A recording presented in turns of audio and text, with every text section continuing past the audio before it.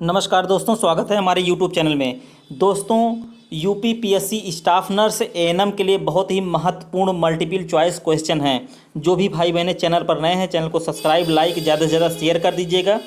यह वीडियो बहुत ही महत्वपूर्ण है। मैं प्रैक्टिस सेट दूसरा लेकर आया हूँ। प्रैक्टिस सेट 2 क्वेश्चन है दोस्तों। जल्दी जल्दी क्वेश्चन को शुरू करते हैं। इसमें दिया वैगोटोमी, इसमें जो दिया है वैगोटोमी एक सल चिकित्सा उपचार है। यह किसके लिए है? तो ये हेपेटाइटिस के लिए। वैगोटोमी जो होता है ये हेपेटाइटिस के लिए होता है, जो लीवर से संबंधित होता है।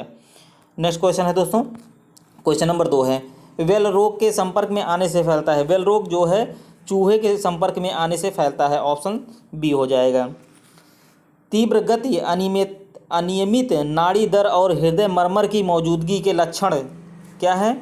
ये तीव्र आमवाती बुखार जिसको बोलते हैं, रूमेटिक फीवर जिसको बोलते हैं, रूमेटिक फीवर जो होता है वही होता है। क्वेश्चन नंबर 4 है, mumps is a disease effect. इसमें पूछ रहा है मम्स जो है क्या है। क्वेश्चन नंबर 4 का मम्स मतलब कंठमाल रोग जो होता है वह उपकर्ण ग्रंथि पैरोटिड ग्लैंड जो होता है उसी को प्रभावित करता है। मम्स जो होता है। अस्थि मज्जा में नया वर्धन जो होता है ये माइलोमा से होता है। ऑप्शन सी हो जाएगा। अस्थि मज्जा में नया वर्धन माइलोमा से होता है। नेक्स्ट क्वेश्चन है, हर्पिस जोस्टर ये वायरल इन्फेक्शन की वजह से होने वाला एक सामान्य रोग है। क्वेश्चन नंबर 7 है। क्वेश्चन नंबर 7 इसमें दिया है कंजेस्टिव हार्ट फेल्योर का विकास जो होता है ये माइट्रल स्टेनोसिस कहते होते हैं, इसी के कारण होता है। जो कंजेस्टिव हार्ट फेल्योर होता है ये का विकास जो होता है ये माइट्रल स्टेनोसिस जिसको हम कहते हैं। क्वेश्चन नंबर जो है आपका 8वां है, संघनित अरक्तता विटामिन B12 की कमी के कारण होने वाले एनीमिया का सबसे सामान्य प्रकार है। विटामिन B12 की कमी के कारण जो है ये संघनित अरक्तता होती है। क्वेश्चन नंबर 9 है, पित्ताशय में पथरी होने की स्थिति, इसको हम जो बोलते हैं कोलेलिस्थाइसिस कहते हैं, पित्तास्मरता कहते हैं इसको दोस्तों हिंदी में। कोलेलिस्थाइसिस कहते हैं पित्ताशय में जो पथरी होने की स्थिति होती है। क्वेश्चन नंबर जो है आपका 10वां है।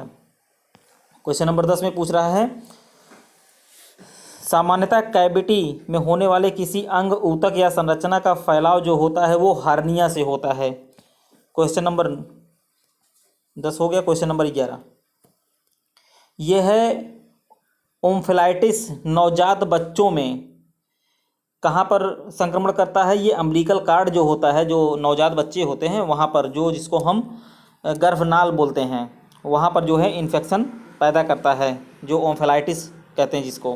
क्वेश्चन नंबर 12 कार्बन प्रकार के कैथेटर का इस्तेमाल जो होता है वह एबॉर्शन की स्थिति में किया जाता है। जब गर्भपात किया जाता है उस स्थिति में कार्बन प्रकार का कैथेटर यूज किया जाता है। क्वेश्चन नंबर 13 पूरी गर्भावधि के भ्रूण के सिर का सामान्य माप होता है। पूछ रहा है पूरी गर्भावधि के भ्रूण का सामान्य माप कितना होता है? तो ऑप्शन नंबर इसका डी हो जाएगा। 9.5 cm से 9.5 सेंटीमीटर होता है। क्वेश्चन नंबर 14 मनुष्य के सामान्य गर्भावधि होती है। मनुष्य का जो सामान्य गर्भावधि क्या पूछा है? 280 डेज होते हैं दोस्तों, महीने नहीं, इसमें महीने लिखा है इधर। 280 दिन मनुष्य की सामान्य गर्भावधि। मनुष्य की सामान्य गर्भावधि 280 दिन होती है। जंतु का गर्भाकाल बिल्ली का 64 दिन, गाय का जो होता है 286, कुत्ता का 61 दिन, हाथी का जो है 617 दिन, अफ्रीका में 645 दिन होते हैं।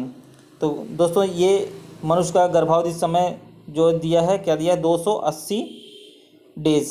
क्वेश्चन नंबर 15 इनमें से कौन सा एक ऑब्स्ट्रक्टिव फॉरसेप्स नहीं है? फॉरसेप्स पूछ रहा है तो यही जो है हैंग फर्गुसन्स फॉरसेप्स यही नहीं है, और रिगली फॉरसेप्स, ब्रिक्स फॉरसेप्स और लैंड की लैंड फॉरसेप्स ये सब जो है ऑब्स्ट्रक्टिव है, लेकिन ये नहीं है। क्वेश्चन नंबर 16 जब पश्च कपाल का बहिर्गत भाग सहवर्धन प्यूबिस के अंतर्गत निकल जाता है और सिर गर्भाशय के संकुचन के बीच में नहीं रहता है तो इसे हम क्या कहते हैं? इसको हम सिर क्राउनिंग कहते हैं। इसको हम सिर क्राउनिंग कहते हैं। क्वेश्चन नंबर 16 का B option. Question number 17, question number 17 में दिया है दोस्तों, गर्भावस्था की स्थिति, ये गर्भावस्था की परिपक्वता कब मानी जाती है?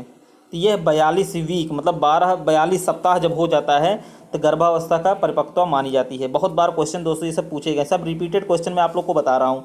इनमें से कौन सी प्रीक्लैम्पसिया का संकेत नहीं है? प्रीक्लैम्पसिया जो होता है यही दोस्तों, पायरेक्सिया जो होता है यही नहीं है, नहीं तो प्रोटीन यूरिया, उच्च रक्तदाब और इडिमा, ये सब जो है प्रीक्लैम्पसिया का संकेत है, लेकिन ये प्रोटीन, ये आपका पायरेक्सिया जो है यही नहीं है।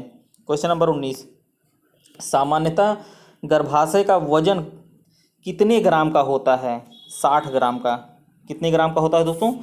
गर्भाशय का वजन जो जननांग है वह 7.5 सेंटीमीटर लंबी होती है और 5 सेंटीमीटर चौड़ी होती है, ठीक है दोस्तों, और ये 60 ग्राम का होता है। क्वेश्चन नंबर 20, ब्रीच प्रस्तुति में कितनी स्थितियां देखी जाती है? ब्रीच स्थिति प्रस्तुति में हम 6 स्थितियां देखी जाती है।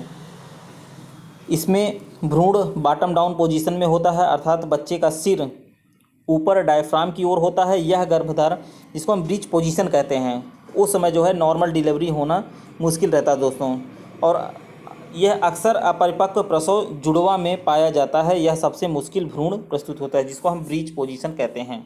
अक्सर देखिए अल्ट्रासाउंड में दिया रहता है बच्चे का कौन सा पोजीशन है, ब्रीच पोजीशन है। क्विंटुप्लेट्स में कितने बच्चे होते हैं? क्विंटुप्लेट्स में जो होते हैं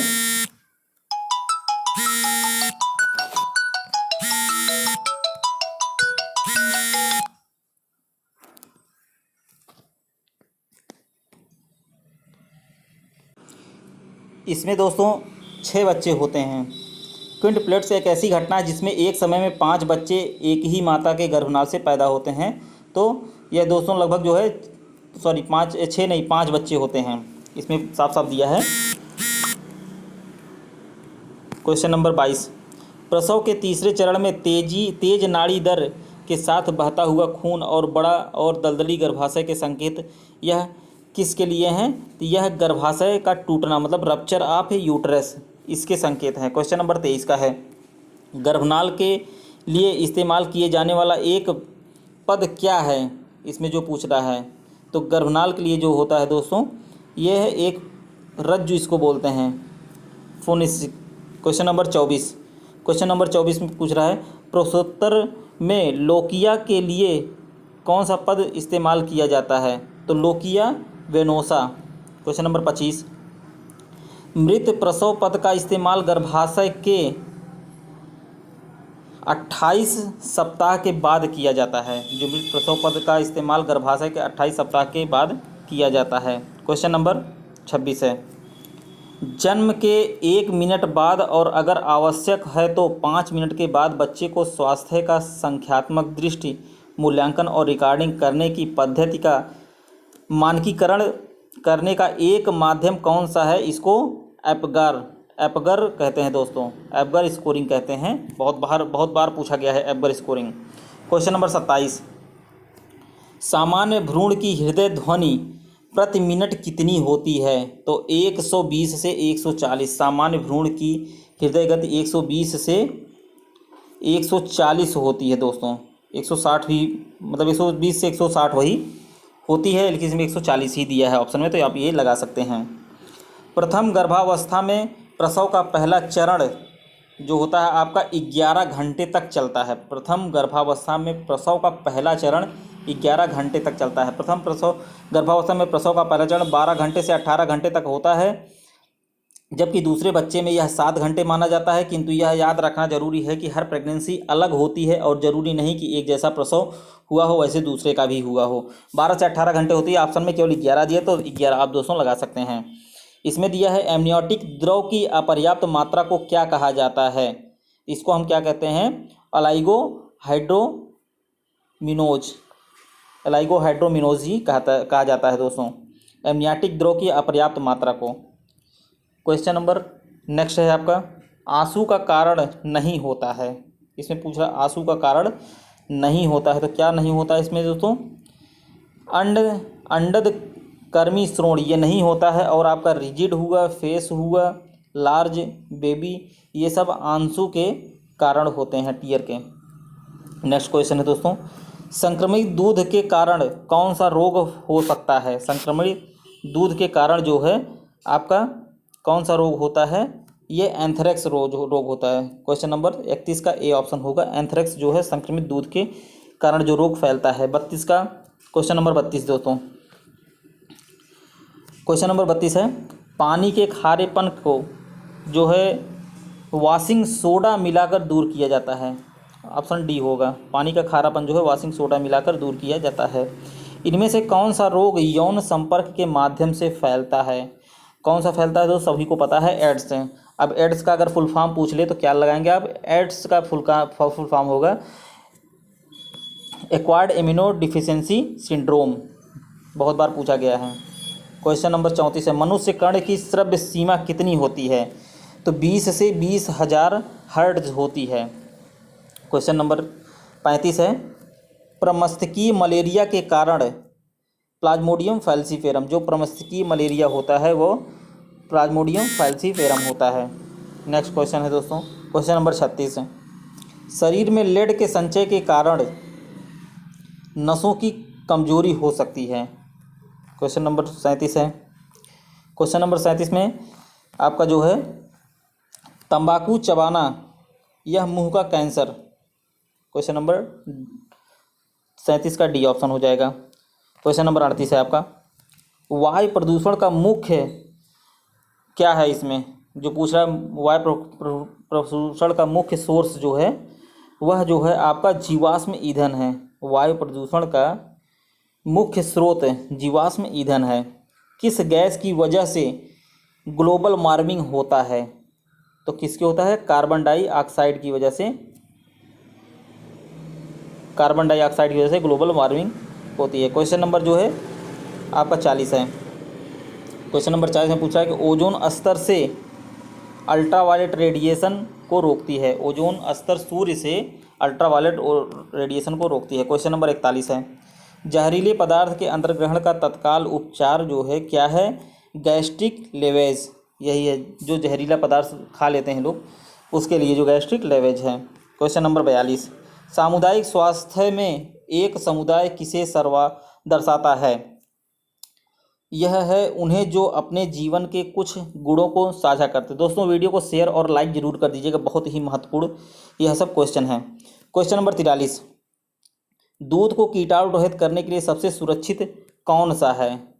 सबसे सुरक्षित इसमें पूछ रहा है कि कौन सा है, तो ये आपका ये पास्चुराइजेशन, पास्चुराइजिंग जो होता है, पास्चुरीकृत करना, यही सबसे अच्छा है। भारत में यह हाल ही में पाया गया है कि मच्छरों के डीडीटी प्रतिरोधी बनने के कारण मलेरिया के मामले बढ़ रहे हैं। भारत में हाल ही में पाया गया, ऑप्शन सी हो जाएगा इसका। क्वेश्चन नंबर 45 का, इसमें से पूछ रहा है गर्भ निरोधक का एक अस्थायी तरीका कौन सा है? तो गर्भ निरोधक का ये पुरुष नसबंदी वैसेक्टोमी जिसको कहा जाता है, ये एकदम अस्थायी तरीका है गर्भ निरोध का। नेक्स्ट क्वेश्चन है, संक्रामक रोग वाले एक रोगी की देखभाल करते समय किस बात का ध्यान रखना चाहिए? आइसोलेशन का, बहुत महत्वपूर्ण क्वेश्चन है दोस्तों ये। निद्रा रोग के कारण, निद्रा रोग जो होता है वो ये टाइस्टी फ्लाई होती है, इसको टाई फ्लाई भी कहते हैं, उसी के कारण निद्रा रोग होता है। क्वेश्चन नंबर 48 है आपका, विश्व स्वास्थ्य दिवस, बहुत ही महत्वपूर्ण क्वेश्चन है दोस्तों, बहुत बार पूछा गया है ये। विश्व स्वास्थ्य दिवस कब मनाया जाता है? 7 अप्रैल को। 7 अप्रैल को विश्व स्वास्थ्य दिवस मनाया जाता है। क्वेश्चन नंबर 49 है दोस्तों, इसमें पूछ रहा है कि यह आपका पर्यावरणीय आपदा में एक सामुदायिक स्वास्थ्य नर्स द्वारा तत्काल और सहज देखभाल की ज़रूरत होती है। क्वेश्चन नंबर 50 से लास्ट क्वेश्चन है दोस्तों, सामुदायिक स्वास्थ्य देखभाल का केंद्र होता है तो कौन सा होता है? PHC, सामुदायिक स्वास्थ्य केंद्र, इसको प्राइमरी हेल्थ सेंटर भी बोलते हैं, यही होता है दोस्तों प्राइमरी हेल्थ सेंटर जो होता है PHC, इसी को हम सामुदायिक स्वास्थ्य देखभाल केंद्र भी कहते हैं। दोस्तों जो भी भाई बहने चैनल पर नए, चैनल को सब्सक्राइब, लाइक, ज़्यादा से ज़्यादा शेयर कर दीजिएगा। मैं यूपीपीएससी स्टाफ नर्स और एएनएम का प्रैक्टिस सेट हल करवा रहा हूँ। बहुत ही महत्वपूर्ण है ये दोस्तों, परीक्षा की दृष्टि से बहुत ही महत्वपूर्ण है। देखिए ऐसे ही प्रश्न पूछे जाते हैं। तो दोस्तों आज के लिए बस इतना ही। नेक्स्ट आपको मैं बताऊंगा, टोटल मैं 20 सेट आप लोग को बताऊंगा। अभी तक मैं ये दूसरा सेट बताया हूँ, अब इसके बाद मैं तीसरा बताऊंगा। 20 सेट टोटल हल कराऊंगा। तो दोस्तों धन्यवाद।